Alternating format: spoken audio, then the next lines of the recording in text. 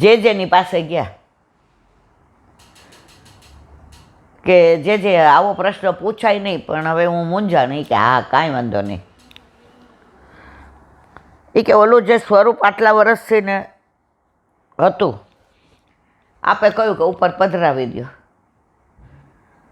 હવે એ કે અમે ગયા હતા વ્રજમાં, એટલે ઝાંપીજીમાં તો આપણા પ્રાણપ્રિય પ્રભુ હોય, જે સમજી ગયા કે હવે ચલો લાઈનમાં છે.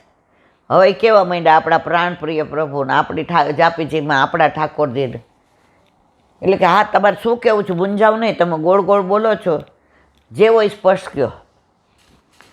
તો પાછળથી કે છોકરાને છોકરાએ આ સ્વરૂપ ક્યાં લઈ લીધો ને ક્યાં, તો મને દોષ તો નહીં પડે ને. એ ક્યાં રમકડામાંથી લાવ્યા હતા, રમકડાની જેમ રમતા. તમારા ઠાકોરજીએ તમને જતાવ્યું કે સાક્ષાત છું, એટલે હવે તારે રમકડાની જેમ ખેલવાની જરૂર નથી. એ કે હા શું, એ પૂછવા જ આવી હતી. તો મને કે પછી મને દોષ, એ જે વસ્તુ ઓલા બેને પૂછી જેને, યા તો એલા બેન પછી હું બીજું સ્વરૂપ પધરાવું તો દોષ તો નહીં પડે ને. મેં મારે વાલા પૂછ થયેલું નથી. તમે રમકડાના ઢીંગલા ઢીંગલી હોય, નાના હતા ને તો અમે એકવાર પાછળ અમારે બગીચો હતો ભાટિયાની ડેલીમાં, તમે જોયું હતું ને, ઓલી રૂમમાં અમે ભાડે રહેતા હતા. અને બગીચો કેવડો મોટો, આપણું ઘર છે ને એનાથી એને 4 ગણો. અંદર ફુવારો ને એટલા ઝાડ ને એટલા, તમે જુઓ તો બધા તુલસીના છોડ ને, તમે જુઓ તો રાજી થઈ જાઓ. સવાર તો એવી કોયલ બોલતી હોય, મોર એટલા આવે ને, આમ તમે વ્રજમાં હો ને એવું લાગે.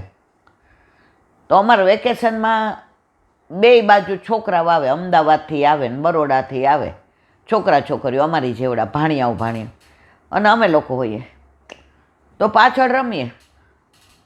તો એકવાર મારે ને હેમંતને ઝઘડો થયો, નાના હોય તો થાય જ ઝઘડા. એટલે એણે મારી ઢીંગલી લઈ અને મારવા ગયો, તો મેં એનો ઢીંગલો લઈને ત્યાં ઓલું પડ્યું હતું ને પથ્થરો, એનાથી ખોલી ઓલો તોડીને ફેંકી દીધો. મેં જા. પછી એની મમ્મીને કહેવા ગયો કે બેબી આવું કર્યું. મેં તો એણે મારી ઢીંગલી લઈ લી. જો એની મમ્મી શું બોલ્યા ખબર છે, આમાં હું 2 બાજુ છું, ઘણા એવા ઓલા ડૂચા પડ્યા છે, બીજો ઢીંગલો ઢીંગલી બનાવી દઈશ જુઓ. તો મેં કીધું તમારે હવે એને મનમાં બેઠું. હવે એનો ફોન આવ્યો હતો કે ઈલાબેન કસુંબા છઠ્ઠેમાં ઠાકોરજી પુષ્ટ કરાવવા છે. તો ઓલું સ્વરૂપ મેં કીધું હવે એ સ્વરૂપ ના કહેવાય મારા વાલા, એ લઈ જવાની કેમ જરૂર, એ મને કહો ચલો. મેં જો આપણા લગ્ન થાય એટલે આપણે કહીએ આપણા વરને કે હું ઓલો મારો ઢીંગલો લઈ આવીશ હોય ને યાર મારા લગ્ને, તો આપણો વર એમ સમજે ને આને થોડું મગજની તકલીફ છે, તો મને કે હવે એ નથી લઈ જતી. પછી એમણે મને કીધું કે તો પછી મારે લાલન પધરાવવા છે. મેં જો એ તમારો વિષય, તમે લાલન પધરાવો, તમે શ્રીજી બાવા પધરાવો, એ બધું તમે ને તમારા ગુરુદેવ જાણે. એ કે પછી શ્રૃંગાર ને વસ્ત્ર ને એ તો હવે મારે આ ના મેં કીધું તમે હવે એ સ્વરૂપ, એ ચિત્ર જઈને શું કામ વાત કરો છો, એ વાત ત્યાં પૂરી થઈ ગઈ. હવે તમે નવેસરથી નવો રાજા, નવી પ્રજા. હવે એને મન થયું. એની દીકરીએ ફોનમાં સરસ વાત કરી. એ કે આંટી મારું નક્કી થઈ ગયું, એટલે હવે હું તો તમને ઘણીવાર મળીશ, પણ મારી એક વાત કરવી છે. મેં કીધું કે એ કે મમ્મી સ્વરૂપ લેવા જાય છે ને, તો મારે એક નાનો લાલો લઈ આવવો છે. તો જે મને પુષ્ટ કરી દે. મેં તો બેટા એ તારા ગુરુદેવને પૂછવાનું, પણ તું પરણીને જાય અને ઠાકોરજી પધરાવીને જઈશ, પહેલાં જો તું તેલ જો, તેલની ધાર જો, ઘરમાં બધાને સ્વભાવ જો. એ કે છે બધાય વૈષ્ણવ. તો મેં તો તારા ઘર ઠાકોરજી જ્યાં તારું નક્કી થયું ત્યાં બિરાજે. મન કે ના, એ લોકો બધાયમાં માને છે, અને હું ઠાકોરજી સિવાય શેમાંય નથી માનતો. જો ઘરે પુષ્ટ થયેલા નહીં, પણ જે જીવનો જેવો અધિકાર હોય, તો મેં કીધું તું તારાથી હમણાં ના લઈ જવાય. હવે બધા માનતા હોય અને એ એમનું મંદિર હોય ને, એમાં મેં કીધું બેટા માતાય હોય ને મહાદેવ હોય ને શંકર ભગવાન એ હોય ને ગણપતિજી હોય ને હનુમાનજી, બધા માનતા હોય એટલે એ એનો વિષય છે. પણ તને એમ કહેશે કે તું આની અંદર પધરાવ તો આપણા પુષ્ટ કરેલા ઠાકોરજી. મને કે હા હા એવું ના કરું. મેં કીધું હજી તું જા જો.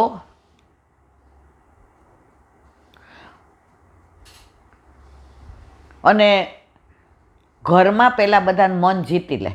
છે બધા વૈષ્ણવ એટલે તારે ચિંતા કરવા જરૂર નથી. તારા દ્વારા કદાચ પ્રભુએ પધારવું હશે. મને કે મારા સાસુ મને અનુકૂળ લાગ્યા. મેં તો જો બીટિયા બધું જ સારું છે, તને ખબર છે, તો 2-3 મહિના રાહ જો, આમ શું વાંધો છે. એ કે મમ્મી જાય છે ને સ્વરૂપ પધરાવા વસ્ત્ર આભૂષણ, તો મને એમ થાય કે મારે, મેં કીધું ના આમાં થોડુંક ઉતાવળ ના ચાલે. મેં કીધું વરસ પહેલાં એક દીકરીએ કુંવારા ઠાકોરજી પુષ્ટ કરાવ્યા. હવે એના ઘરે ઠાકોરજી નહોતા, જ્યાં સાસરે ગઈ. ઓલા લોકોય અનુકૂળ હતા, પણ આ જે બધામાં જે આમ ઓતપ્રોત થઈ ગઈ હતી માધુર્ય ભાવમાં, વાત્સલ્ય ભાવ નહીં, માધુર્ય ભાવમાં. હવે ઓલા લોકો હજી વાત્સલ્ય ભાવ સુધી નહોતા પહોંચ્યા, તો એ માધુર્ય ભાવ તો ક્યાંથી જાણે. બે વચ્ચે એટલું વૈમનસ્ય સર્જાણું. મેં તો મને તો બહારથી ખબર પડી, કારણ કે હું છે ને આ બધા પડતી એટલે નથી, મને લૌકિકમાં જરાય રસ નથી.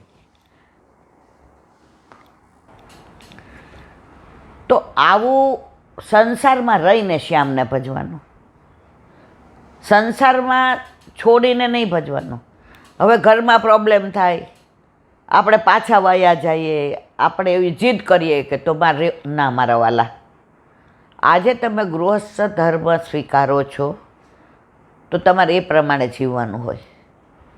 આવું વ્યર્થ, આને કહેવાય ગાંડા વેડા, એવા ગાંડા વેડા ના કરાય. પછી રાજી થઈ મને કહેલા આંટી જો મારા ઘરવાળા મારા મિસ્ટર અનુકૂળ હશે તો હું તમારા ઘરે લઈને, મેં ચોક્કસ આવજો, હું રાજી થઈશ. પણ કોઈમાં એવો હઠાગ્રહ ન કરાય કે મારે તો આમ કરવું જ છે, નહીંતર મારે નથી આવવું, એવું ન હોય. તમે પ્રભુને ઉપર એટલો વિશ્વાસ રાખો કે તમારા ઘરે આવવું હશે તો એ વ્યવસ્થા કરી જ દેશે તમને. ઘણી દીકરીઓ કે દીકરા, ઓલો દીકરો પીજી મારીએ છે તોય ઠાકોરજી પુષ્ટ કરાવ્યા. ઓલું યમુનાજીનું લઈને આવ્યો તો એ,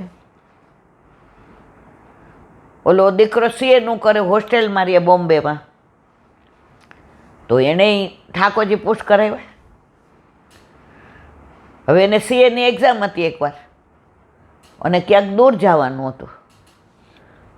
હવે એનો આગલા દિવસે ફોન આવ્યો, કિલાંટી મારે સવાર 5:30 તો નીકળી જવાનું છે. તો ઠાકોરજીને મેં કે તારે એક્ઝામ હતી તો તારા ઘરે પધરાવી દેવાતા ને બેટા, કારણ કે એ લોકો ક્યાંક એ નજીક જ 3-4 કલાકના રસ છે, તું આવે. એ કે પણ પછી મારે તો એક્ઝામ કંઈક વધુ ચાલવાની હતી, તો એટલા દિવસમાં ઠાકોરજી એમના એ લોકો ભેગા ન રહે. મેં કીધું આનો ભાવ તો જો, એ લોકો ભેગા ન રહે કે. તો મને કે હું 3:30 ઉઠી અને 4 થી 5 સેવા પહોંચી લઉં નાહી ધોઈને, તો ચાલે? મેં દોડે. બસ તારો ભાવ એ છે ને કે મારા પ્રભુને મારા કોઈને. પછી મેં તો હારા તું હોસ્ટેલમાં રહેશો, એક રૂમમાં તો 2 જણા, તો મને કે 2 હતા, પણ ઓલો છોકરો વૈષ્ણવ હતો, એણે આખા વર્ષની ફી ભરી હતી. એને અમેરિકાની ફાઇલ ખુલી ગઈ એટલે એ તો ગયો. એણે કીધું ફી ભરી છે એટલે મારા રૂમમાં તું જ રહે. એટલે અત્યારે તો બધું બહુ જ સારું છે, એટલે રૂમને તાળું મારું છું કે, નહીં તો ચાપીજી મારે કબાટમાં મૂકી દઉં અને કબાટને તાળું મારી દઉં. પણ અત્યારે રૂમમાં મેં કીધું સારું. તો જેને સીએની એક્ઝામ હોય એ 3:30 ઉઠીને કરીને જાય છે. તો મેં કીધું બસ આપણે બધાએ તો સંસારમાં રહીને શ્યામને ભજાય. વલ્લભે પોતે ગૃહસ્થ ધર્મ સ્વીકાર્યો અને આપણને કીધું જ છે. તો રાજી એટલે થાવ કે યુવાનીઓ અને યુવતીઓ આજે જે રસ લઈ રહ્યા છે એનું કારણ એ લોકોને પણ કૃષ્ણ ગમે છે.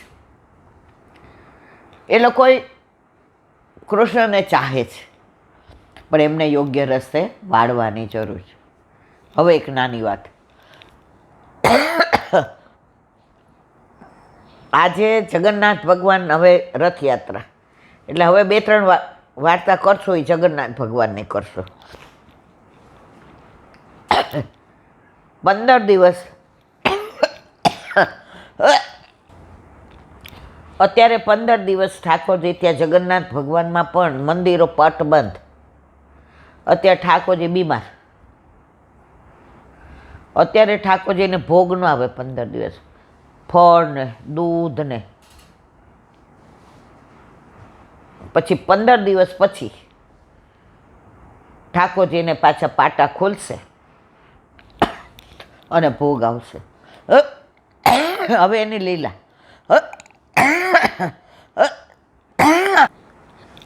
તો માધવદાસ નામના એક સેવક જગન્નાથ ભગવાનની 24 કલાક હારે, રાતના પોઢવા સિવાય સેવા ને એમની યાર વાતો કરે ને એમની પાસે રહીને, અને જગન્નાથ ભગવાન એમના હેવાય થઈ ગયા.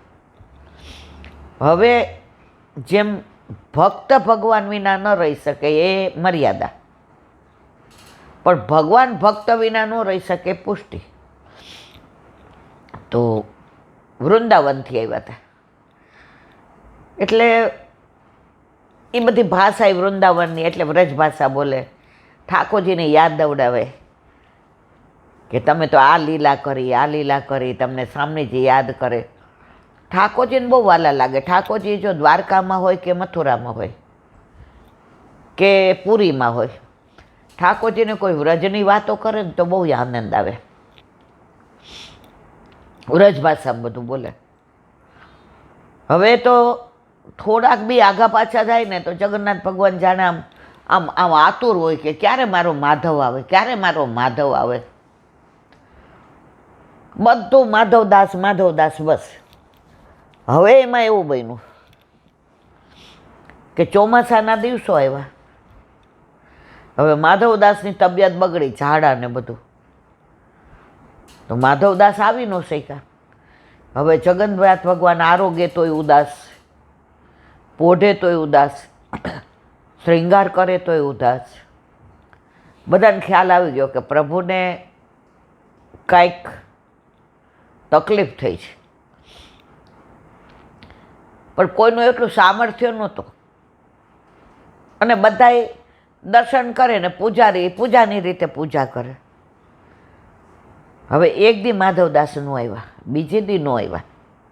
હવે ઠાકોરજી રહેવાયું નહીં, એના ઘરે ગયા.